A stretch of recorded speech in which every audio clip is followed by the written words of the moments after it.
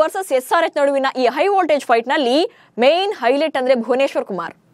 ಒಂದಲ್ಲ ಎರಡಲ್ಲ, ಬರೋಬ್ಬರಿ 11 ವರ್ಷಗಳ ಕಾಲ ಹೈದರಾಬಾದ್ ತಂಡದ ಪರ ಕಣಕ್ಕಿಳಿದಂತ ಭುವಿ ಈ ವರ್ಷ RCB ಪರ ಅಖಾಡಕ್ಕಿಳಿತಾ ಇದ್ದಾರೆ. ಅದು ಕೂಡ ತನ್ನ ಮಾಜಿ ಟೀಮ್ ವಿರುದ್ಧ. ಈ ಪಂದ್ಯದಲ್ಲಿ ಭುವಿ ಪರ್ಫಾರ್ಮೆನ್ಸ್ ಹೇಗಿರುತ್ತೆ ಅನ್ನುವಂತ ಕುತೂಹಲ ಕೂಡ ಜೋರಾಗಿದೆ. SRH ಜೊತೆಗಿನ ಭುವಿ ಜರ್ನಿ ಹೇಗಿತ್ತು?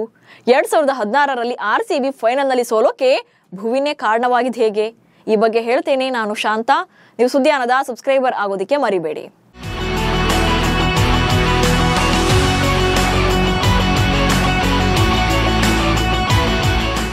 18ನೇ ಸೀಸನ್ ನಲ್ಲಿ RCB ಸಕ್ಸಸ್ಫುಲ್ ಜರ್ನಿಯನ್ನ ಕಾಣ್ತಾ ಇದೆ ಅಂದ್ರೆ ಅದಕ್ಕೆ one of the reason Bhuvneshwar Kumar.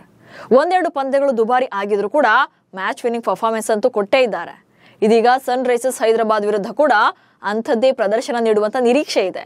ಯಾಕಂದ್ರೆ RCB ಎಲ್ಲಾ ಆಟಗಾರರಿಗಿಂತ ಭುವಿಗೆ ಈ ಮ್ಯಾಚ್ ತುಂಬಾನೇ ಸ್ಪೆಷಲ್. ಬರೋಬ್ಬರಿ 11 ವರ್ಷಗಳ ಕಾಲ IPL ನಲ್ಲಿ ಕಣಕ್ಕಿಳಿದಿರುವಂತ ತಂಡ ಅದು.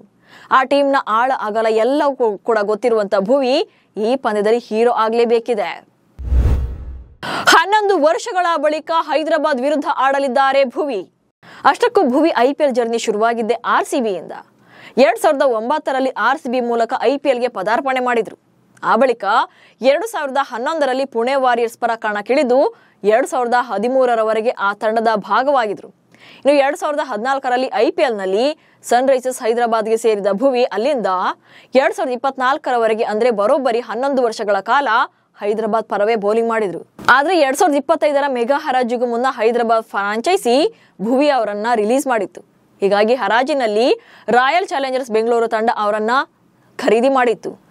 ಭುವನೇಶ್ವರ್ ಕುಮಾರ್ ಅವರನ್ನ 10.75 ಕೋಟಿ ರೂಪಾಯಿಗೆ ತಂಡಕ್ಕೆ ಸೇರಿಸಿಕೊಂಡಿತ್ತು. 15 ವರ್ಷಗಳ ಬಳಿಕ RCBಗೆ ಕಂಬ್ಯಾಕ್ ಮಾಡಿದ್ರು. ಇದೀಗ 9 ವರ್ಷಗಳ ಹಿಂದೆ RCBಗೆ ಫೈನಲ್ ನಲ್ಲಿ ಕಪ್ ತಪ್ಪಿಸಿದ್ದ ಅದೇ ಭುವಿ ಈಗ RCB ಕಪ್ ಗೆಲ್ಲುವಂತ ಪ್ರದರ್ಶನವನ್ನ ನೀಡಬೇಕಿದೆ.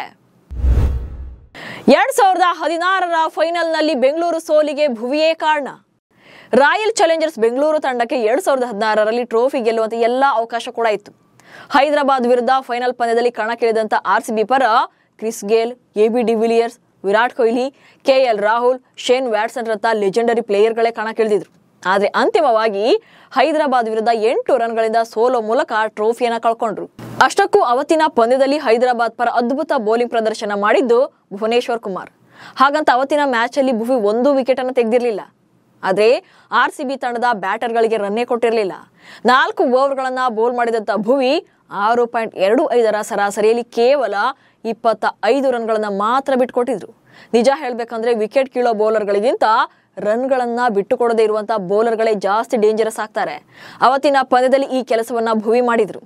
ಹೈದರಾಬಾದ್ ಪರ ಉಳಿದೆಲ್ಲ ಬೌಲರ್ಗಳು ಎಕ್ಸ್ಪೆನ್ಸಿವ್ ಆದ್ರೂ ಕೂಡ ಭುವಿ ರನ್ಗಳನ್ನ ಕಂಟ್ರೋಲ್ ಮಾಡಿದ್ದೇ ಹೈದರಾಬಾದ್ ಗೆಲುವಿಗೆ ಕಾರಣವಾಗಿತ್ತು. ಹೀಗಾಗಿ ಅಂತಿಮವಾಗಿ 208 ರನ್ಗಳ ಟಾರ್ಗೆಟ್ ಅನ್ನ ಬೆನ್ನತ್ತಿದಂತ RCB 200 ರನ್ಗಳಿಗೆ ತನ್ನ ಆಟವನ್ನ ಮುಗಿಸಿತ್ತು. ಈ ಮೂಲಕ 8 ರನ್ಗಳಿಂದ ಸೋಲನ್ನ ಕಂಡಿತ್ತು.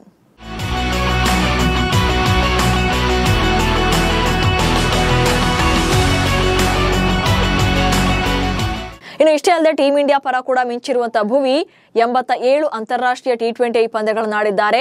ಇದರಲ್ಲಿ 90 ವಿಕೆಟ್ಗಳನ್ನು ಕಬಳಿಸಿದ್ದಾರೆ. ಇನ್ನು ಟೆಸ್ಟ್ ನಲ್ಲಿ 21 ಪಂದ್ಯಗಳನ್ನು ಆಡಿ 63 ವಿಕೆಟ್ಗಳನ್ನು ಕಿತ್ತಿದ್ದಾರೆ.